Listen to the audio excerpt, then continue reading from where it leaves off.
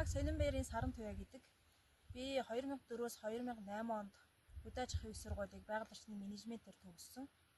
2009 оноос Монгол Алтай нурууны улсын тусгай хамгаалалттай газруудын байгалийн зөв зөвлөлт газрын байгаль хамгаалагчаар одоо хүртэл ажиллаж байна. За бид бүхэн хүүхдүүдтэй хамтарч ажилладаг. Хүүхдүүдтэй хамтарч ажиллах зорилго маань байгаль дэлхийгээ хайрлан хамгаалж онгон дагшин байдлаар үр хойчтой хөгжүүлэн үлдээх зорилготой байдаг.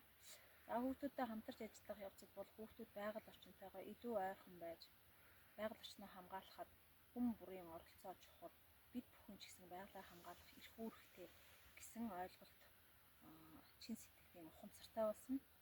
За үүний нэг тод жишээ бол хүүхдүүд анги хамт олноор аялал зугаалгаар явхад байгаль орчиндөө хог хаяхгүй байх, ам амьтнаа өхөөрдөж хайрлах, уул усаа шүтгэж хайрлах сэтгэлгээтэй суурь боловсрал болж өгч чаддгаа юм бол. Орчлох судлах хөтөлбөрт сонгогдох юм бол хог хаягдал гэсэн сэдвийг хүүхдүүдэд хичээл заана гэж бодож байгаа. За үүний учир бол ерөөсөө л хог хаягдал бол бас байгаль орчинд тулгамдж байгаа асуудлуудын нэг нь.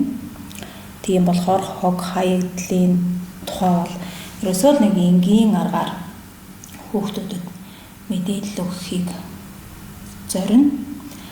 За хог хаягдал бол байгаль орчинд ямар уршигтай ерөөсөө л хамгийн том бохирдол.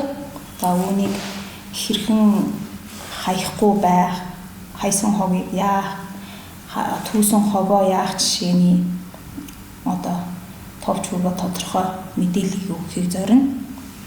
За үүнд бол ерөөсөө л хаана явна, аялал зугаалгаар явсан ч хот дотроо явсан ч энгийн л ерөөсөө аргаар хогоо хаяхгүй байх, хогийг тусгай, хогийн цэг даваачиж хаях, энэ болгонд хүмүүст бол үлгэр жишээ болох тал дээр хамгийн чухал үүрэг нөлөө үзүүлэх болов гэж боддог.